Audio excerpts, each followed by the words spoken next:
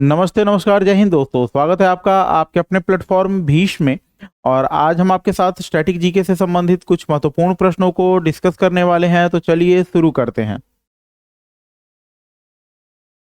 हमारा क्वेश्चन है कि भारत के कौन से राज्य में अधिकतम संख्या में आर्किड पाए जाते हैं। भारत के किस राज्य में अधिकतम संख्या में आर्किड पाए जाते हैं? तो भारत के अरुणाचल प्रदेश में आर्किड की लगभग 40% से अधिक प्रजातियां पाई जाती हैं। आर्किड की कुल प्रजातियों के लगभग 40% से अधिक प्रजातियां जो है वो भारत के अरुणाचल प्रदेश में ही पाई जाती हैं। इसीलिए अरुणाचल प्रदेश को भारत में आर्किड का स्वर्ग के नाम से भी जाना जाता है। भारत में आर्किड का स्वर्ग, आर्किड का स्वर्ग के नाम से भी अरुणाचल प्रदेश को जाना जाता है। तो ध्यान रखेंगे, भारत में आर्किड के स्वर्ग के नाम से किस राज्य को जाना जाता है? तो अरुणाचल प्रदेश को। चलिए चलते हैं नेक्स्ट क्वेश्चन पे। हमारा अगला प्रश्न है कि एफिल टावर कहाँ स्थित है? तो एफिल टावर जो है वो पेरिस में स्थित है। एफिल टावर जो है वो पेरिस में स्थित है। अब आप यहां से मुझे एक क्वेश्चन का आंसर देंगे कि जो पेरिस है वो किस नदी के किनारे स्थित है। तो जो एफिल टावर है वो पेरिस में स्थित है और पेरिस जो है वो सीन नदी के किनारे स्थित है। पेरिस जो है वो सीन नदी के किनारे या सीन नदी के तट पर स्थित है। चलिए चलते हैं नेक्स्ट क्वेश्चन पे। हमारा अगला क्वेश्चन है gift to monotheist, gift to monotheist या एकेश्वरवादियों को उपहार पुस्तक किसकी है? तो गिफ्ट टू मोनोथिस्ट जो है वो राजा राम मोहन राय की पुस्तक है। गिफ्ट टू मोनोथिस्ट के जो लेखक हैं वो है राजा राम मोहन राय। राजा राम मोहन राय ने इस पुस्तक को फारसी भाषा में लिखा। यानी गिफ्ट टू मोनोथिस्ट जो है ना वो मूल रूप से फारसी भाषा में लिखी गई है। फारसी भाषा में लिखी गई है। तो ध्यान रखेंगे, गिफ्ट टू मोनोथिस्ट मूल रूप से किस भाषा में लिखी गई? तो गिफ्ट टू मोनोथिस्ट मूल रूप से फारसी भाषा में लिखी गई। राजा राम मोहन राय के बारे में एक फैक्ट और ध्यान रखिएगा कि राजा राम मोहन राय को भारतीय पुनः जागरण का पिता भी कहा जाता है। राजा राम मोहन राय को भारतीय पुनः जागरण का पिता भी कहा जाता है। चलिए चलते हैं नेक्स्ट क्वेश्चन पे। हमारा अगला प्रश्न है कि 2011 की जनगणना के अनुसार भारत का जनसंख्या घनत्व प्रति व्यक्ति प्रति वर्ग किलोमीटर कितना है? तो जो भारत की जनसंख्या घनत्व है 2011 की जनगणना के अनुसार वो 382 है। भारत की जनसंख्या घनत्व 2011 की जनगणना के अनुसार जो है वो 382 है। अगला प्रश्न देखते हैं। अगला प्रश्न है कि शाहनामा की रचना किसने की थी? तो शाहनामा पुस्तक की रचना फिरदौसी ने की है। शाहनामा पुस्तक की रचना जो है वो फिरदौसी ने की है। चलिए चलते हैं नेक्स्ट क्वेश्चन पे। अगला प्रश्न है कि कोणार्क के सूर्य मंदिर कहां पर स्थित है? तो कोणार्क का जो सूर्य मंदिर है वो पुरी उड़ीसा में स्थित है। उड़ीसा के पुरी में स्थित है। कोणार्क का सूर्य मंदिर जो है वो उड़ीसा के पुरी में स्थित है। और कोणार्क के सूर्य मंदिर का निर्माण लगभग 12वीं शताब्दी के मध्य में हुआ। अगला क्वेश्चन देखते हैं। मध्य भारत का सोमनाथ किसे कहा जाता है? तो मध्य भारत का सोमनाथ भोजपुर को कहा जाता है। मध्य भारत का सोमनाथ जो है भोजपुर को कहा जाता है। भोजपुर महादेव मंदिर का एक और नाम है भोजेश्वर महादेव मंदिर। ध्यान रखेंगे इस नाम को भी, भोजेश्वर महादेव मंदिर, भोजेश्वर महादेव मंदिर। तो मध्य भारत का सोमनाथ जो है वो भोजेश्वर महादेव मंदिर को भी कहा जाता है। ध्यान रखेंगे, मध्य भारत का सोमनाथ जो है वो भोजपुर या भोजेश्वर महादेव मंदिर को कहा जाता है। ये भोजपुर या भोजेश्वर महादेव मंदिर जो है ये मध्य प्रदेश के रायसेन जिले में स्थित है। ध्यान रखेंगे कहां पे है? मध्य प्रदेश के रायसेन जिले में। मध्य प्रदेश के रायसेन जिले में, जिला भी ध्यान रखेंगे रायसेन, मध्य प्रदेश के रायसेन जिले में, मध्य प्रदेश के रायसेन जिले में स्थित है ये। चलिए चलते हैं नेक्स्ट क्वेश्चन पे। हमारा अगला प्रश्न है निम्नलिखित में से किस राज्य सरकार को वेंकटगिरी साड़ी को जीआई टैग प्रदान किया गया? तो आंध्र प्रदेश की वेंकटगिरी साड़ी को जीआई टैग प्रदान किया गया। यहां यही पूछा जा रहा है कि निम्नलिखित में से किस राज्य की वेंकटगिरी साड़ी को जीआई टैग प्रदान किया गया? तो आंध्र प्रदेश की वेंकटगिरी साड़ी को जीआई टैग प्रदान किया गया है। जो वेंकटगिरी साड़ी है वो आंध्र प्रदेश की है। अगला प्रश्न है न्यूजीलैंड की राजधानी कौन सी है? तो न्यूजीलैंड की राजधानी है वेलिंगटन। न्यूजीलैंड की राजधानी का नाम है वेलिंगटन। वेलिंगटन जो है वो न्यूजीलैंड की राजधानी है। चलिए चलते हैं नेक्स्ट क्वेश्चन पे।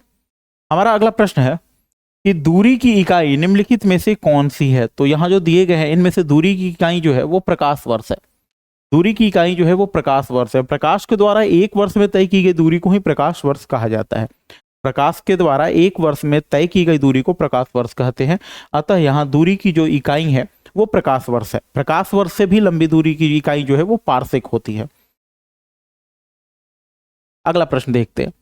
भारतीय कैलेंडर के अनुसार वसंत ऋतु, भारतीय कैलेंडर के अनुसार वसंत ऋतु किस महीने में आती है। तो भारतीय कैलेंडर के अनुसार यानी चंद्र कैलेंडर के अनुसार जो वसंत ऋतु है वो चैत्र और बैसाख के महीने में आती है। तो भारतीय चंद्र कैलेंडर के अनुसार जो वसंत ऋतु है वो लगभग चैत्र और बैसाख के महीने में आती है। चैत्र और बैसाख के महीने में।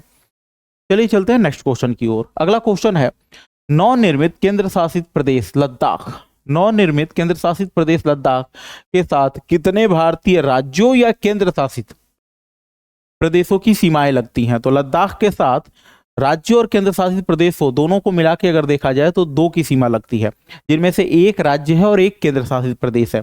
राज्य कौन सा है तो जम्मू कश्मीर, जम्मू कश्मीर। और अगर केंद्र शासित प्रदेश केंद्र शासित प्रदेश कौन सा है तो जम्मू कश्मीर। और राज्य की बात की जाए तो हिमाचल प्रदेश, तो राज्य की बात की जाए तो हिमाचल प्रदेश। तो ध्यान रखेंगे लद्दाख के साथ एक राज्य और एक केंद्र शासित प्रदेश की सीमा लगती है। केंद्र शासित प्रदेश में जम्मू कश्मीर होगा और राज्य में हिमाचल प्रदेश होगा। तो एक बार फिर से इस क्वेश्चन को देखते हैं। नवनिर्मित केंद्र शासित प्रदेश लद्दाख के साथ कितने भारतीय राज्यों या केंद्र शासित प्रदेशों की सीमा लगती है। आपका आंसर होगा दो, जम्मू कश्मीर और हिमाचल प्रदेश, जम्मू कश्मीर और हिमाचल प्रदेश। अगला प्रश्न देखते हैं। अगला प्रश्न है ला साग्रादा फैमिलिया कहां पर स्थित है। तो सबसे पहले ये जानते हैं कि ला साग्रादा फैमिलिया है क्या।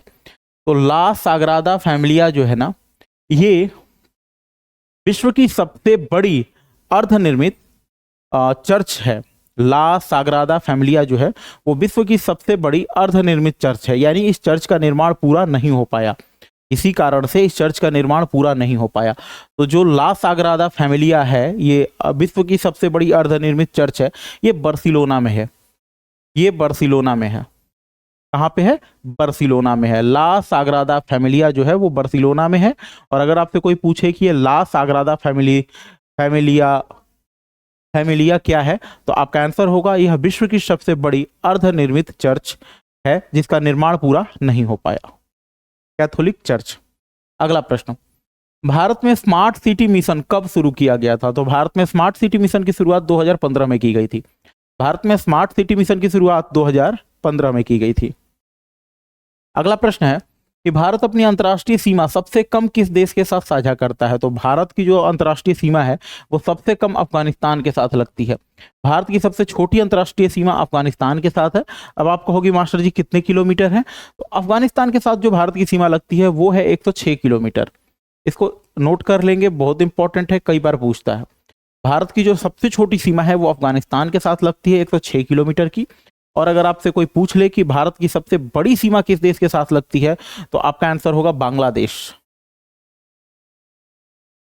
बांग्लादेश के साथ। सबसे बड़ी सीमा किस देश के साथ लगती है तो आपका आंसर होगा बांग्लादेश के साथ।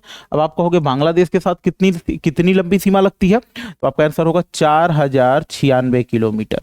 4096 किलोमीटर की जो सीमा है वो बांग्लादेश के साथ लगती है। और 106 किलोमीटर की सीमा जो है वो अफगानिस्तान के साथ लगती है। अगर कोई आपसे नेपाल के साथ पूछ ले तो नेपाल के साथ भारत की सीमा जो है वो 1751 किलोमीटर की लगती है। नेपाल के साथ भारत की सीमा जो है वो 1751 किलोमीटर की लगती है। चलिए चलते हैं नेक्स्ट क्वेश्चन पे। अगला प्रश्न है कि संविधान के किस अनुच्छेद में राष्ट्रपति के पद का प्रावधान किया गया है। तो ध्यान देंगे भारतीय संविधान के अनुच्छेद 63, भारतीय संविधान के अनुच्छेद 63 में उपराष्ट्रपति के पद का प्रावधान किया गया है। भारत के संविधान 63 यानी 63 के अनुसार भारतीय संघ का एक उपराष्ट्रपति होगा और यह भारतीय संघ का जो उपराष्ट्रपति होगा यह राज्यसभा का पदेन सभापति होगा। ठीक है, तो देखिए क्वेश्चन में क्या पूछा जा रहा है कि भारतीय संविधान के किस अनुच्छेद, भारतीय संविधान के किस अनुच्छेद के अनुसार उपराष्ट्रपति, ध्यान देंगे उपराष्ट्रपति का प्रावधान किया गया है। तो भारतीय संविधान के अनुच्छेद 63 के तहत उपराष्ट्रपति के पद का प्रावधान किया गया है। चलिए चलते हैं नेक्स्ट क्वेश्चन पे। अगला प्रश्न है, किस देश ने अंतरिक्ष में अपना पहला सैन्य अभ्यास एस्टर एक्स आयोजित किया? तो अंतरिक्ष में अपना सैन्य अभ्यास एस्टर एक्स लॉन्च करने वाला देश है फ्रांस। अंतरिक्ष में अपना सैन्य अभ्यास एस्टर एक्स लॉन्च करने वाला जो देश है वो है फ्रांस। फ्रांस ने अंतरिक्ष में अपना सैन्य अभ्यास एस्टर एक्स लॉन्च किया था। चलिए चलते हैं नेक्स्ट क्वेश्चन पे। अगला प्रश्न है, के ए नजीब, जरा ध्यान देंगे, के ए नजीब बनाम भारत संत, के ए नजीब बनाम भारत संत मामला के तहत किस अधिकारों के उल्लंघन से संबंधित है? तो के ए नजीब बनाम भारत संत का जो मामला था वो आर्टिकल 21 से संबंधित था।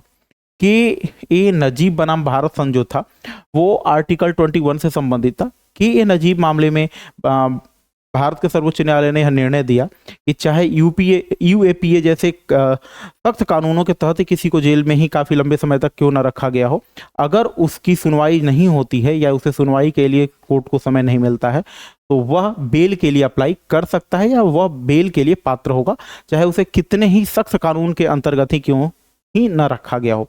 यानी आर्टिकल 21 है प्राण और दैहिक स्वतंत्रता, अर्थात प्राण और दैहिक स्वतंत्रता के अनुसार किसी भी व्यक्ति को बहुत लंबे समय तक हिरासत में नहीं रखा जा सकता, चाहे वो कितने ही सख्त कानून के अंतर्गत उसे सजा क्यों ना हो, उसे जेल में क्यों ही न रखा गया हो।